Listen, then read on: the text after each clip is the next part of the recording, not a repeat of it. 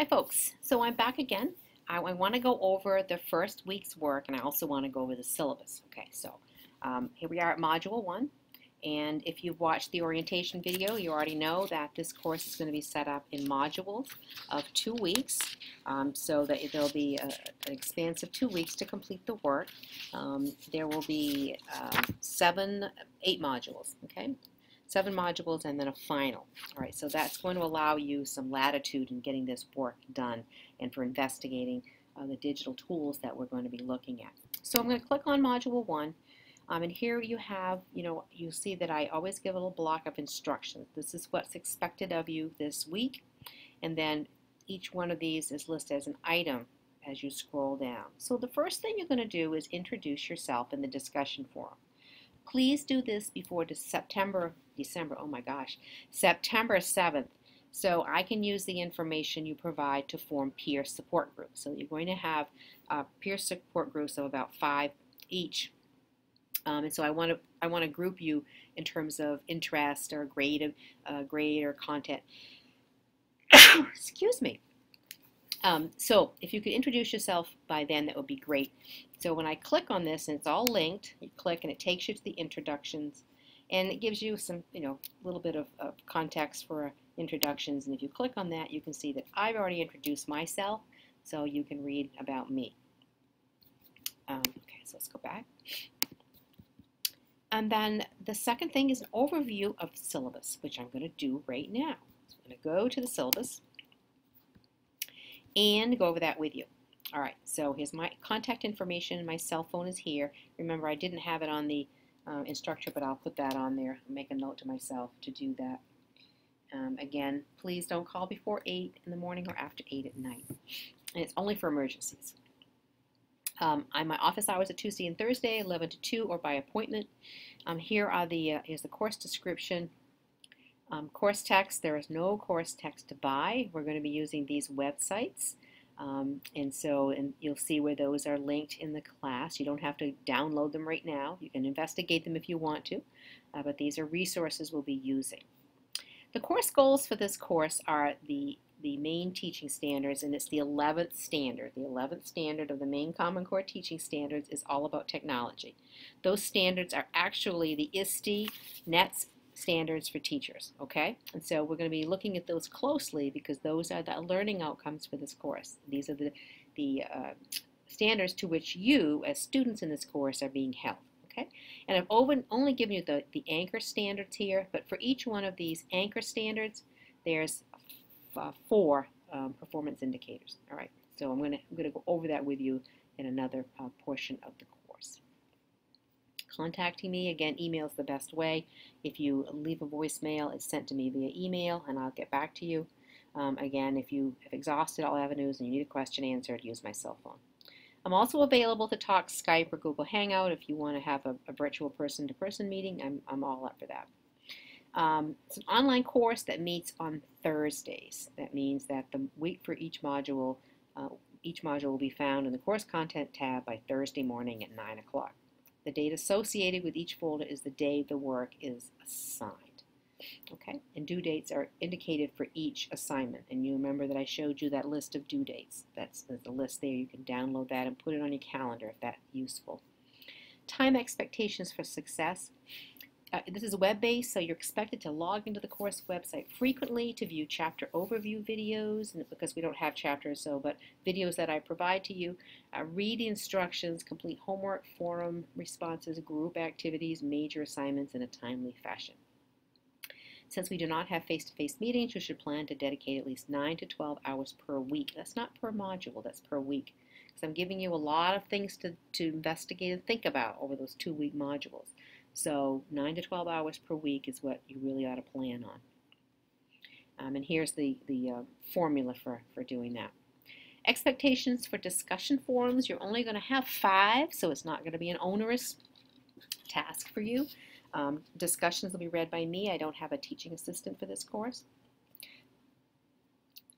You should, submit initial posts early in the week or the module, and subsequent responses to posted other learners at timely intervals throughout the week. The idea is to have a dynamic discussion, okay? Just posting "I agree" or "good ideas" is not adequate. You should support your statement with examples, experiences, or reference. Keep each post in response to 1 or 2 short paragraphs. Keep in mind that fellow learners will be reading and responding. Should be a range of 75 to 150 words. If it doesn't meet that 75 count, I'm not going to count it. All right. Make sure that all your posts and responses address the question, problem, or situation. Doesn't mean you can't extend the topic, but don't stray too far away from it. Okay. When relevant, add to the discussion by including prior knowledge, work experiences, references, websites, resources, and giving credit when appropriate. So the idea is to have a learning community where we are learning from one another and sharing our resources. Okay. 5 points are deducted for every day any major assignments are late. And discussion forums, again, those, if you don't get those in on time, those will not be considered. All right. So discussion forums are due the Wednesday night at midnight before the next module comes due. Okay. So for this week, this module, it'll be due by the 16th at midnight. Okay. Because the new module begins on the 17th. Now having said that, you've got 2 weeks to work through this discussion forum. You shouldn't be leaving it until the 16th. Okay, you should be well in advance of that day. You've got 2 weeks to work on this discussion forum, so it shouldn't be left to the last minute. Okay, I really don't want to see that. What can you expect from me? You can expect me to respond in some modality to each discussion forum. I usually do a summary of the ideas and not rather than respond to each individual person. I try hard to post a response within 48 hours of the due date. At the end of the semester, when a lot of work is coming in, that's not going to happen. Okay, it's going to take much longer for me to read through complete unit plans and view videos. So, when those things come in, it takes me much longer. I use rubrics to score discussion forums and other assignments. You should look those rubrics over carefully so you know what is expected of you. And I allow revision on timely submissions. I try to use multiple modalities to communicate with you in demonstrating the use of digital literacy and digital tools. Sometimes it's just text, but sometimes I use YouTube videos, Jing, whatever works best for the particular response that I'm giving. An internet connection with access to audio and video is required. It's critical for accessing Blackboard and other things. And plus, you're going to be working with digital tools. You're going to have some kind of video and audio to record. It doesn't matter what that is. It can be, an internal. It can be, a platform. We're going to be investigating those as we go on. Incomplete policy. You can read through that. I don't need to go over it. Academic integrity. You should all know about the Student Academic Integrity Code. If you don't, please read up on it. If you need accommodations, you need to see the Learning Support Services Office or the Coordinator of Student Services at your campus or center. Okay. Title IX statement, this is important. We at UMA are committed to providing an environment free of violence and harassment based on sex and gender. If you or anyone else in the UMA community is struggling with this, the proper resources can be found here. And this is important. As an employee of UMA, I am required to report any Title IX offenses to this office. So if something is disclosed in conversation, no matter how old it is, I am obliged to report it to this office. So know that I am a mandatory reporter. Okay. I've given you some writing resources here. Using the Writing Center in Bangor, Augusta, or the University Vault writing support is great. You're not writing papers in this course, but you're doing a lot of writing, so you can still take advantage of their services. Here are the assignments. Okay, so there's two layers to this. You're doing all the work as a student in this course, but you're creating a unit plan in which your students or your prospective students are also going to be doing digital work. So just to go over this, the homework discussion forums are worth 10% of your grade. Again, there's 5 discussion forums. You shouldn't have any problem with this. You're going to create a secure website or course management site for students and parents with unit instructions and resources. It's worth 10% of your grade as well. So I'm going to give you some examples of some course management systems to use, as well as some websites that you can use, all right? But you're going to create this as part of your grade, all right? And it's going to look, you're going to have hypothetical students or real students, but it's going to be accessible for parents and students. You're going to have all your unit instructions up there. So you're going to create a unit of study aligned with ISTE's student technology standards and your content area standards. These are the standards for your students, okay? for student technology standards and your content area standards. All right, and when we get back to the coursework, I'll show you where you can find those, okay? And in this unit of study, you're going to model digital age learning and teaching. This unit of study is worth 20% of your grade. The unit should include, should have at least one flipped lesson. We're going to talk about how to do that. You're going to create the video on the assignment for a separate grade, okay? So you're not only going to create it as a something in your unit plan, but you're going to actually, do that video, and that's going to be graded, all right? You're going to include in your unit of study, students are going to do a digital storytelling or podcast, okay? Lesson and assignment. That's going to be part of a unit plan. But you're also going to create your own digital story or podcast for a separate grade. So you're going to create that model for your students. You're going to create a web quest for your students for this unit. And it could be one of your assessments. It could be individual or collaborative, you decide. But you're going to actually complete that web quest as a potential student for a separate grade. And then you're going to have formative assessments delivered digitally, and you're going to have the use of a collaborative digital tool. That could be part of your website, like a blog, or it could be linked to your website. It could be, using Google Docs. We'll talk more about what that collaborative digital tool is. And then a summative assessment using digital tools. Again, the web quest could be your summative assessment. Your podcast could be a summative assessment. That's up to you to decide. So, to summarize, in your unit of study that you create, think small, people, small. People get carried away in one of these massive semester-long unit plans, and you don't have enough time to do that in these 15 weeks, not with investigating these various technology tools that I want you to investigate. And not only investigate, but master. So think small.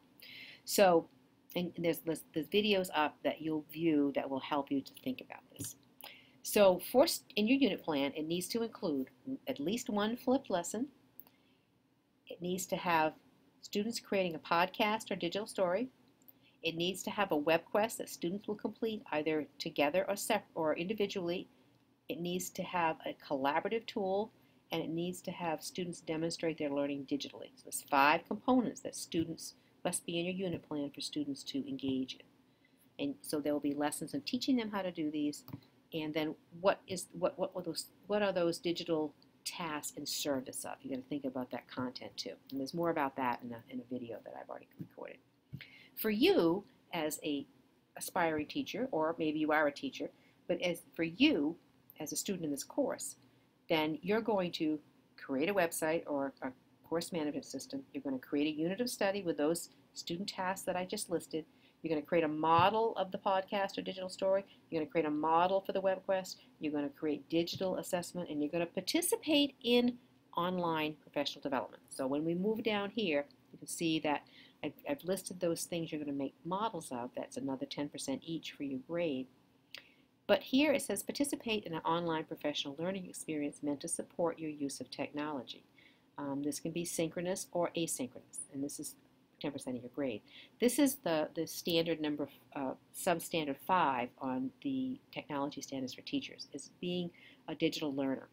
And I'll provide you with some possibilities for resources, but I expect you to sort of investigate, where can I find some professional online learning that I can do for this class that will support me as a teacher and also as a student of technology.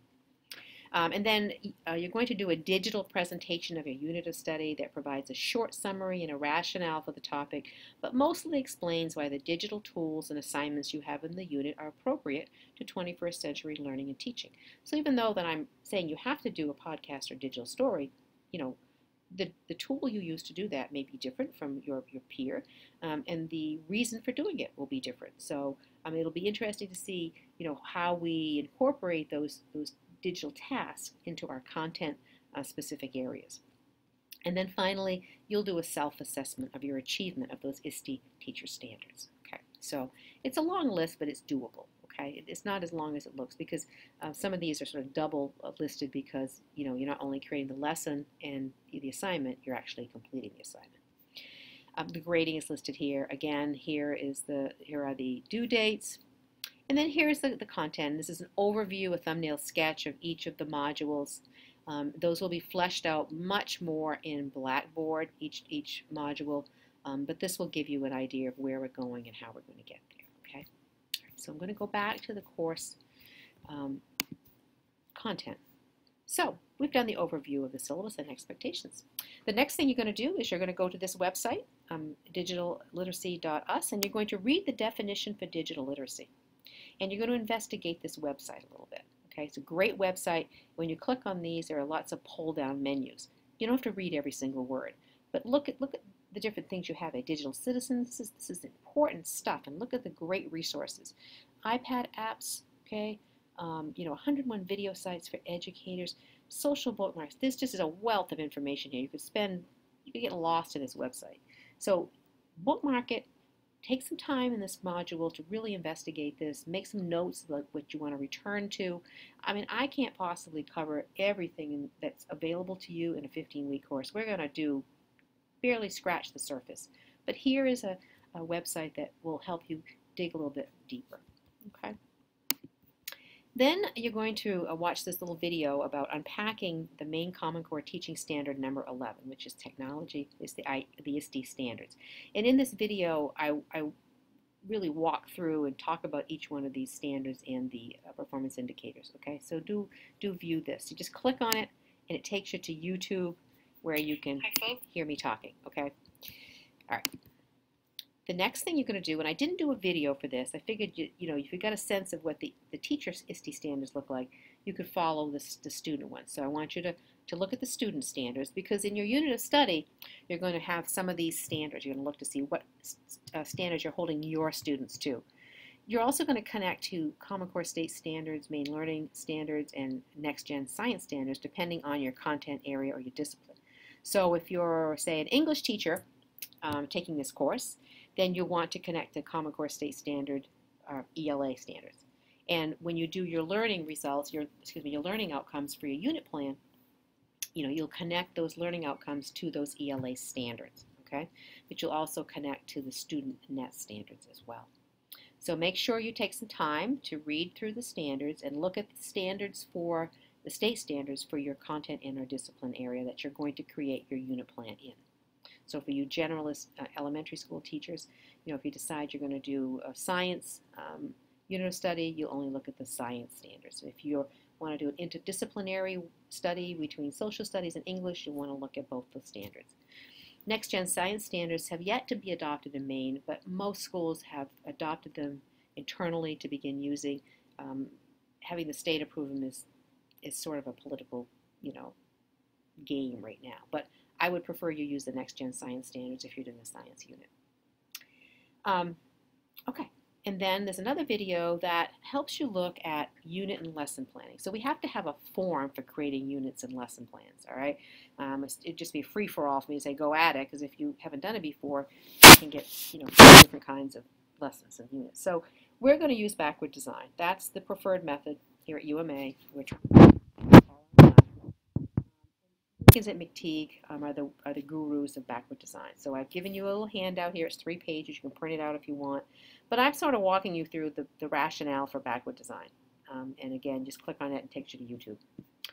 And then, to create our backward design unit plan, we're going to use a template. And here's the template. You can print it off if you want to, scribble on it. You can make different copies of it. But I'm walking you through each one of these little boxes here in this video and helping you understand what it means. And so it's important for you to take some time with that, read the template, kind of look at the handout I gave you. And in the video, I say I'm going to add a video on essential questions, and I just haven't done that yet, but I will do that. I forgot about it, to be honest with you. So I'm going to add the video on essential questions so you understand that, and I'll add that to the instruction piece up there as well. And then this is introducing you to your professional growth requirement. This is ISTE standard for teachers number 5. And just as I go back up here, the unit planning covers ISTE standards 1 through 4 for teachers. So, but to get that standard 5, I want you to engage in a professional development activity digitally. There's lots of opportunities for this. And the main DOE has archives of cross-disciplinary literacy webinars, and they're all linked right here. You can click on it, it takes you right to DOE. They may have others as well. You can investigate to see what is available if you want to look under the math people or the science people or the ELA people or art people. see if they have links as well. Again, I want you to be proactive in searching for things for yourself and not just have me provide everything for you. National and state content area organizations may also have archived PD materials. ASCD is a great resource. In fact, I'm going to give you a webinar and the second module to watch from ASCD, but you can click here to see what's available to you. Maybe you want to choose one of those to engage in. PBS also has teacher materials. Really, the possibilities are endless. So you can start investigating this week. You don't have to do it this week, but I want you to begin thinking about it and decide what kind of PD you want to engage in. An assignment will be now to decide on a topic for your unit plan. Think small. Again, I've said this several times. It doesn't have to be a sprawling semester-long unit of study. Look at the digital requirements for the unit. So what I said, you're going to have, there's 5 components that have to be there. The flip lesson, the podcast or digital story, the web quest, collaborative tool, and demonstrate learning digitally. And choose your topic wisely. Something that these things will fit into without feeling like you're fitting a square peg into a round hole. So think about that. I'm going to ask you to share your decision in your group for feedback, okay? So in order to form the groups, I need to have, your introductions. And if I get those introductions by the date I asked, which I've already forgotten, September 7th, then I will get those groups formed on September 8th, that Tuesday. So that will still give you plenty of time to share your topic before September 17th. Okay. So when you click on groups over here, it's going to take you directly to your group. Okay. Once I get them set up. Right now, it takes us to this, and no one's enrolled. Okay. But you'll be enrolled, and it'll show you which one you're enrolled in. All right. So there's also reading assignments. This is an article, Digital Natives, Digital Immigrants. It's by Mark Prinsky. It's rather dated, but it's still very pertinent. I'd like you to read that. The discussion forum will be around that topic. There's also an article here called Digital Natives versus Digital Immigrants, which is a more contemporary news article. I'd like you to read that as well. Read the materials on Backward Design. That means the 3-page handout and the template that I go over in the videos. And then I'm asking you to read these 2 PDFs. This is Google for Teachers and Google for Teachers 2. These ebooks are a bit outdated, but they still provide the basics for using Google tools. Google is almost now completely used by K through 12 schools across the state. We use it here at the university. You need to become familiar with it. So I want you to read these. You don't have to know everything there is in them, but I want you to read them.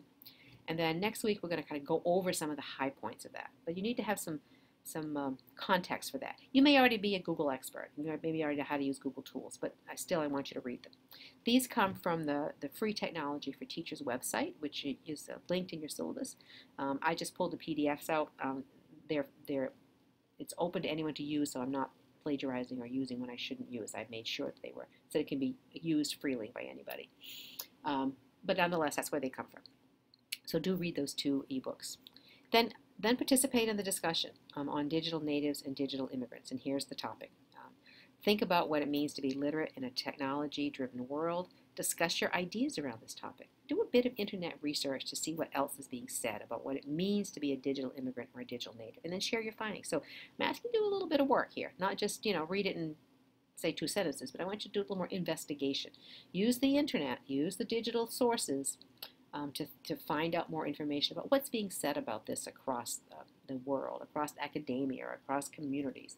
There's lots of pro screen time, less screen time, more technology, less technology. So, I want you to really engage in this and to think about what this actually means. That's it, folks. I'm going to add another module here about the essential questions. It'll be another little video, but it won't be long. I'll insert that, right in here somewhere, and I'll add that to the instructions. I apologize for not getting that up earlier. I completely blinked on it. And that's it for Module 1. And if you have any questions, please let me know. The first week, couple weeks are always kind of, people settling in and understanding. Don't be scared away. I'm very accessible.